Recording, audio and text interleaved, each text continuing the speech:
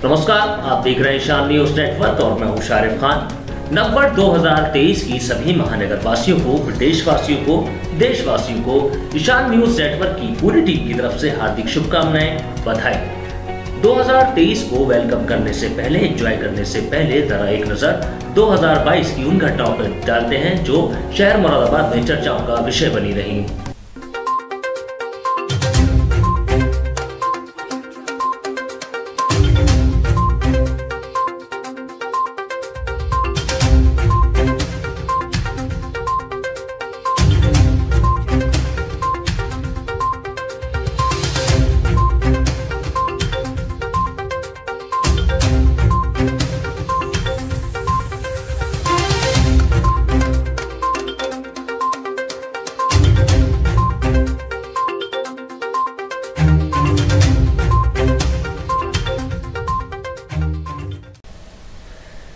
जनवरी 2022 को मुरादाबाद का एक शख्स दावत में गया था, लेकिन वो अपने घर वापस नहीं लौटा। जब घर वालों ने छानबीन करनी शुरू की तो उसका शव सुबह सवेरे रेल ट्रैक पर मिला। थाना मुगलपुरा क्षेत्र के घुइयाबाग में रहने वाले शमीम मंसूरी, जो पूरी बनाने का काम करते थे, 2 जनवरी की रात को एक निजी प्रोग्राम में रामपुर रोड स्थित क्लार्क इन गए थे। देर रात जब शमीम वापस नहीं आए तो घर वालों ने तुरंत पुलिस को सूचना दी। सूचना मिलते ही 112 और मुगलपुरा पुलिस मौके पर पहुंची। आज सोमवार सुबह सवेरे लगभग 8 बजे परिवार वालों को एक फोन के माध्यम से पता चला कि शमीम मंसूरी का शव रामपुर रोड स्थित क्लार्क इन के पास रेलवे ट्रैक पर मिला है। फौरन ही शमीम मंसूरी के बेटे मौके पर पहुंचे और कपड़ों और जूतों की शिनाख्त के बाद पता चला कि ये उनके पिता का शव है, जिसके बाद पूरे क्षेत्र में कोहराम मच गया। 12 जनवरी 2022 की शाम को रामगंगा विहार स्थित एक स्पोर्ट्स कारोबारी कुशांक गुप्ता की 2 बाइक सवारों ने सिर में गोली मारकर हत्या कर दी थी। इस हत्याकांड में 2 लोगों को गिरफ्तार किया गया था, लेकिन सबूतों के अभाव में उन्हें रिहा कर दिया गया, जिसका पुलिस आज तक कोई खुलासा नहीं कर पाई है। मेरे बच्चे निर्दोष हैं, न्याय दो, मेरे बच्चे निर्दोष हैं, उन्होंने कुछ नहीं किया। पूरे नूरपुर में जानकारी ले लो। हर कोई कहता मैंने बस दुकान और दुकान से घर, दुकान से घर, और कहीं जाते ही नहीं बच्चे। 10 मार्च 2022 को मुरादाबाद की मंडी समिति से चुनाव परिणाम के सीधे रुझान सिर्फ ईशान न्यूज नेटवर्क पर दिखाए गए। 49 वोट मिले हैं, बीजेपी को 64,161 वोट मिले हैं, बीएसपी को 17,297 वोट मिले हैं, तो कांग्रेस को सिर्फ 1,344 वोट मिले हैं। अपने सहयोगी शांतनु के साथ मैं शारिफ खान। 13 मार्च 2022 को मुरादाबाद की 28 नगर विधानसभा सीट से कांग्रेस के प्रत्याशी रहे हाजी रिजवान कुरैशी और उनके भाइयों ने सपा समर्थक को बंधक बनाकर बहुत बुरी तरीके से मारा पीटा, जिसका वीडियो सोशल मीडिया पर वायरल हुआ।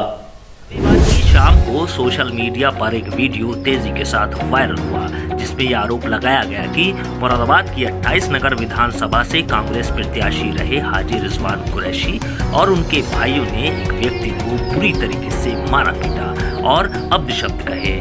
मुरादाबाद के थाना सिविल लाइन क्षेत्र की ही रहने वाली एक कलयुगी पत्नी ने अपने आशिक संग मिलकर पति निपेंद्र की हत्या कर दी, जिसका पुलिस ने खुलासा किया। पत्नी ही अपने पति की कातिल निकली। जी हां, एक पत्नी ने अपने प्रेमी व उसके 2 अन्य साथियों के साथ मिलकर पति को मौत के घाट उतार दिया। सिविल लाइंस पुलिस ने शुक्रवार को पत्नी और उसके प्रेमी को गिरफ्तार कर सनसनीखेज निपेंद्र सिंह हत्याकांड का पर्दाफाश कर दिया। 25 मई 2022 को मुरादाबाद की 100 साल पुरानी सब्जी मंडी ध्वस्त होने से सब्जी विक्रेताओं के सामने रोजी रोटी का संकट पैदा हो गया है, जो अब तक नहीं सुलझा है। चमन था आज एक सहरा हुआ, देखते ये क्या हुआ। कल चमन था आज वीराना हुआ। जी हाँ, आखिरकार मुरादाबाद में 100 साल पुरानी अंग्रेजों के ज़माने की सब्जी मंडी को मंगलवार को रेल प्रशासन ने ध्वस्त कर दिया। रेलवे ने सुप्रीम कोर्ट के आदेश पर यह कार्रवाई की है। रेलवे के रिकॉर्ड में वर्ष 1996 से कपूर कंपनी पुल के नीचे रेलवे की जमीन पर अवैध रूप से यह सब्जी मंडी दर्ज है। 30 मई 2022 को मुरादाबाद महानगर के रहने वाले आदित्य राज ने यूपीएससी परीक्षा में 225वीं रैंक हासिल करके मुरादाबाद का गौरव बढ़ाया। मैं आवास विकास का रहने वाला हूँ। बचपन की मेरी पूरी पढ़ाई 10वीं तक की मुरादाबाद पीएमएस स्कूल से ही हुई। उसके बाद बाकी की पढ़ाई मैंने दिल्ली में की और कॉलेज के दौरान मैंने ये निर्णय लिया था कि मुझे सिविल सेवा में अपना प्रयास देना है क्योंकि मेरी रुचि की तरफ बढ़ रही थी। इस साल मैंने 225वीं रैंक हासिल कर इस परीक्षा में ये रैंक की है। सर्विस एलोकेशंस तो भी बाद में आती हैं यूपीएससी की तरफ से, डीओपीटी की तरफ से, बट बहुत अच्छा लग रहा है। 10 जून 2022 को जुमे की नमाज के बाद नुपुर शर्मा के खिलाफ प्रदर्शन कर रहे प्रदर्शनकारियों पर पुलिस ने लाठीचार्ज कर दिया। शुक्रवार को मुरादाबाद की जामा मस्जिद में अन्य शुक्रवार की नमाज की तरह इस शुक्रवार को भी नमाज संपन्न हुई। कुछ असामाजिक तत्वों द्वारा सोशल मीडिया पर यह अफवाह फैलाई गई थी कि 10 जून को भारत बंद रहेगा। इसी के मद्देनज़र 9 जून की शाम को ही शहर इमाम हज़रत हकीम सैयद मासूम अली आज़ाद ने ज़िला प्रशासन को भी एक ज्ञापन दिया था। इसी के मद्देनज़र शुक्रवार को पुलिस प्रशासन के अधिकारियों ने सुरक्षा के मद्देनज़र पूरे क्षेत्र में सुरक्षा के पुख्ता इंतज़ाम किए थे। जुम्मे की नमाज संपन्न होने के बाद नमाजी जैसे ही जामा मस्जिद चौराहे पर आए तो अचानक जमकर नारेबाजी होने लगी। हालात बिगड़ते देखकर पुलिस ने हल्का बल प्रयोग कर स्थिति को नियंत्रित किया। 1 जुलाई 2022 को बहू से दुष्कर्म में विफल रहने पर ससुर ने नवदंपति को जहर दे दिया, जिसमें पुत्र की मौत हो गई। मुरादाबाद में रिश्तों को शर्मसार कर देने वाली एक घटना प्रकाश में आई है। कुंदरकी थाना क्षेत्र के गांव इमरतपुर में एक पिता ने अपने बेटे की पत्नी से दुष्कर्म में विफल रहने पर नाराज होकर बेटे और बहू को जहर दे दिया। घटना का पता चलते ही गांव में हड़कंप मच गया और ग्रामीण दंपत्ति को पहले कुंदरकी सीएचसी ले गए, जहां हालत बिगड़ने पर दोनों पति पत्नी को सीएचसी के डॉक्टर ने मुरादाबाद के जिला अस्पताल रेफर कर दिया, जहां इलाज के दौरान पति नाजिम की मौत हो गई। 25 अगस्त 2022 को मुरादाबाद के पूर्व भाजपा मंत्री भूपेंद्र चौधरी को उत्तर प्रदेश भाजपा का अध्यक्ष बनाने के बाद शहर में खुशी की लहर दौड़ गई। उत्तर प्रदेश से आई बड़ी खबर। गुरुवार को मुरादाबाद के वरिष्ठ भाजपा नेता और पंचायती राज मंत्री भूपेंद्र सिंह चौधरी को उत्तर प्रदेश का भाजपा का नया प्रदेश अध्यक्ष बना दिया गया। वह उत्तर प्रदेश सरकार में पंचायती राज मंत्री हैं। वह उत्तर प्रदेश विधान परिषद के सदस्य भी हैं। उन्हें दिल्ली बुलाए जाने के बाद ये लगभग तय माना जा रहा था कि गुरुवार को प्रदेश अध्यक्ष के तौर पर उनके नाम का ऐलान हो सकता है। बता दें कि भूपेंद्र चौधरी को 10 जून 2016 को उत्तर प्रदेश विधान परिषद का सदस्य चुना गया था। उनका जन्म 1966 में मुरादाबाद जिले के थाना छजलेट इलाके के ग्राम मेहंदी सिकंदरपुर में हुआ था। 26 अगस्त की शाम को मुरादाबाद के असालतपुरा स्थित एक मकान में शॉर्ट सर्किट से लगी आग में 3 बच्चों समेत 5 लोगों की दर्दनाक मौत हो गई थी। इस अग्निकांड से पूरा शहर दहल उठा था। थाना क्षेत्र में गुरुवार रात एक 3 मंजिला मकान में हुए अग्निकांड में 5 लोगों की दम घुटने से दर्दनाक मौत हो गई थी। पोस्टमार्टम के बाद 5 शव देर रात परिजनों के सुपुर्द कर दिए गए। शुक्रवार को 5 शवों को सुपुर्द खाक कर दिया गया है। मुरादाबाद के चर्चित डॉक्टर शैली हत्याकांड के कई साल बीत जाने के बाद भी पुलिस के हाथ खाली के खाली हैं। हर नए कप्तान ने जल्द से जल्द खुलासे करने के दावे किए, लेकिन नतीजा सिफर का सिफर रहा।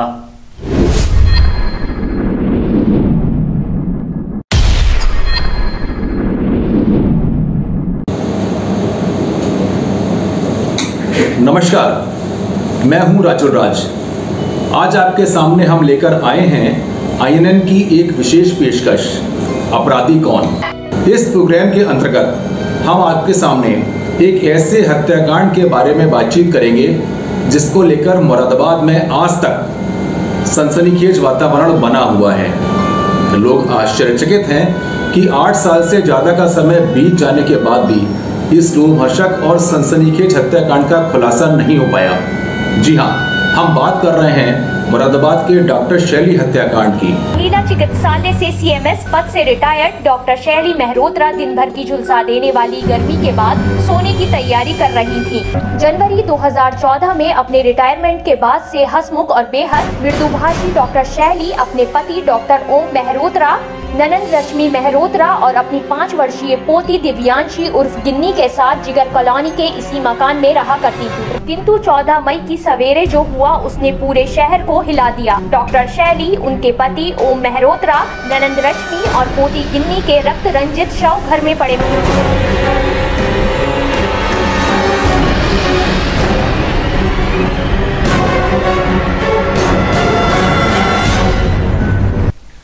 22 22 सितंबर को मुरादाबाद में प्रशासन पर भारी खनन माफिया, पहले एसडीएम और खनन अधिकारी पर हमला, दूसरी बार पुलिस टीम पर हमला बोला गया।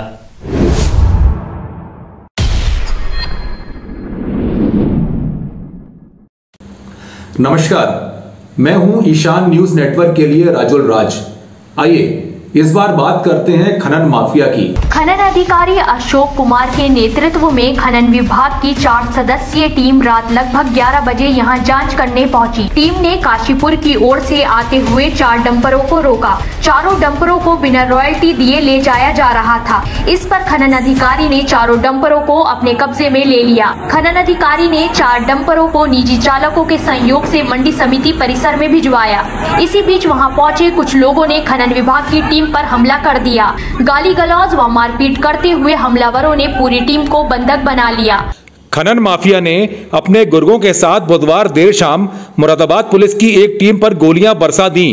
घटना के वक्त मुरादाबाद की ठाकुरद्वारा पुलिस और एसओजी की टीम 50,000 के इनामी खनन माफिया जफर का पीछा कर रही थी। पुलिस पर हुए इस मामले में मुरादाबाद पुलिस के 2 कांस्टेबलों को गोली लगी है, जिनकी हालत नाजुक बनी हुई है। 22 नवंबर 2022 को टॉयलेट में महिला प्रोफेसर के वीडियो प्रकरण ने तूल पकड़ लिया। उत्तर प्रदेश के मुरादाबाद के मझोला थाना क्षेत्र में स्थित केजीके पीजी कॉलेज में एक चपरासी की घिनौनी हरकत प्रकाश में आई है। कॉलेज की महिला एसोसिएट प्रोफेसर ने चतुर्थ श्रेणी कर्मचारी राजेश कुमार पर आरोप लगाया है कि उसने महिला शौचालय में वीडियो ऑन करके स्मार्टफोन छुपा दिया था और शौचालय में जाने वाली महिलाओं की अश्लील वीडियो बनाई जा रही थी। इसका पता लगने पर इसकी सूचना तुरंत पुलिस को दी गयी, तो चतुर्थ श्रेणी कर्मचारी के फोन में और कई पूर्व की वीडियो क्लिप भी बनी हुई मिली, जिसके बाद पुलिस ने मझोला थाना क्षेत्र में चतुर्थ श्रेणी कर्मचारी राजेश कुमार के विरुद्ध मुकदमा दर्ज कर लिया है। इस पूरे प्रकरण की शिकायत महिला आयोग से भी कर दी गई है। 5 दिसंबर 2022 को मुरादाबाद विकास प्राधिकरण के अधिकारियों की सरपरस्ती में स्कॉलर डैन के स्वामी द्वारा खुलेआम किया जा रहा है अवैध निर्माण। मुरादाबाद विकास प्राधिकरण के अफसरों की मिली भगत से डैन स्कॉलर नामक कोचिंग इंस्टीट्यूट द्वारा दीनदयाल नगर फेज 1 में आवासीय कॉलोनी में अवैध रूप से बनाई जा रही व्यवसायिक बिल्डिंग में सोमवार सुबह हुए हादसे से 2 मजदूर जीवन बचाने को क्रॉसमॉस अस्पताल में संघर्ष कर रहे हैं। अवैध रूप से बनाई जा रही 3 मंजिला बिल्डिंग में लोहे के एंगल के हाई टेंशन लाइन के छू जाने के कारण 2 मजदूर तीसरी मंजिल से नीचे सड़क पर आ गिरे। चर्चा है कि डैन स्कॉलर नामक इस इंस्टीट्यूट का स्वामी मुरादाबाद के उच्च स्तरीय प्रशासनिक अफसरों से अपने ताल्लुकात के दम पर तमाम तरह के अवैध निर्माण और असंवैधानिक कार्यों में लिप्त है। 7 दिसंबर 2022 को मुरादाबाद के कानीगंज क्षेत्र में रहने वाला सिद्धार्थ अपने घर से शादी में जा रहा हूं ऐसे कह के निकला था, लेकिन उसका बीच रास्ते में एक्सीडेंट हो गया। इससे लेकर तीसरी आंख ने भी कुछ नहीं देखा। मुरादाबाद के थाना मुगलपुरा क्षेत्र कानून गोयान हाथीवाला मंदिर के पास रहने वाले नीरज कुमार शर्मा का 22 वर्षीय पुत्र सिद्धार्थ शर्मा 3 दिसंबर की शाम को अपने मित्र की शादी में सिंह मंडप चंद्रनगर गया था। रात में करीब 2:30 बजे वो घर पहुंचा और अपने पिता से बोलकर गया कि मैं थोड़ी देर में वापस आ जाऊंगा। तभी स्टेशन रोड चड्डा सिनेमा वाले मोड़ पर उसका एक्सीडेंट हो गया। एक्सीडेंट होने के बाद उसे तुरंत ही पुलिसकर्मियों द्वारा जिला अस्पताल में भर्ती कराया गया। सुबह 4 बजे जब घर वालों को सूचित किया गया, घर वाले तुरंत ही जिला अस्पताल पहुंचे। जिला अस्पताल पहुंचने पर घर वालों को बताया गया कि सिद्धार्थ की स्कूटी डिवाइडर से टकरा गई। 7 दिसंबर 2022 को मुरादाबाद में एक बाप ने अपनी बेटी की शादी से एक दिन पहले घुड़चढ़ी की और ढोल नगाड़ों के बीच उसकी बारात निकाली। उत्तर प्रदेश के मुरादाबाद में बेटी की शादी से ठीक एक दिन पहले पिता ने बेटी की ढोल नगाड़ों के संग लड़कों की तरह बारात निकलवाई, जिसको देखकर सभी लोग आश्चर्यचकित हो गए। लड़की के पिता का कहना है कि विवाह के अवसर पर लड़कों की तरह उन्होंने अपनी बेटी की घुड़चढ़ी इसलिए निकलवाई ताकि समाज में महिलाओं को समानता का अधिकार देने का एक स्पष्ट और सार्थक संदेश जाए। इस कार्य में सभी लोगों ने इसमें उनका सहयोग किया, जिस कारण उनकी सोच को अमली जामा पहनाया जा सके।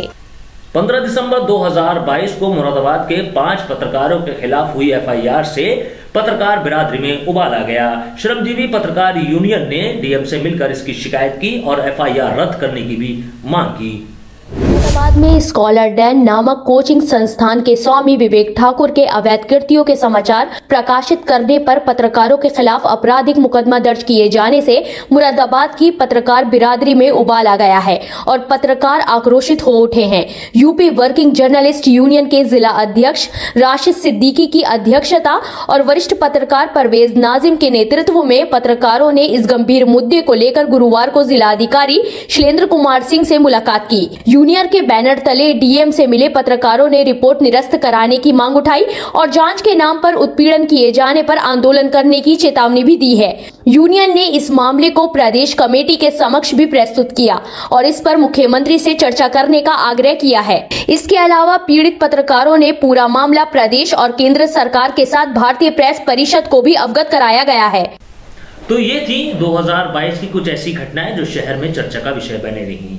फिलहाल चलते चलते आपको बता दूं कि 2022 की शुरुआत भी कोरोना से हुई थी। लगता है 2023 की शुरुआत भी कोरोना से होगी। फिलहाल दिशा न्यूज नेटवर्क की पूरी टीम को दीजिए इजाजत। आप सभी महानगर वासियों को 2023 की हार्दिक शुभकामनाएं। और चलते चलते एक दरखास्त मैं इंडियन कोबरा से करना चाहता हूं कि वो अपना जहर जगह जगह ना उगले। चलते चलते ये वीडियो भी देख लीजिए। American cobra, African cobra, Indian cobra.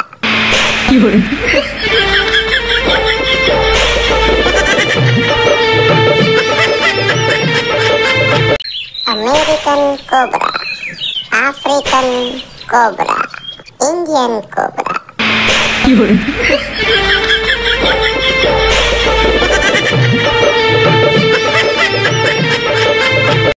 Latest news update जानने के लिए सब्सक्राइब करें हमारा चैनल ईशान न्यूज नेटवर्क और हाँ, बेल आइकन दबाना मत भूलिएगा।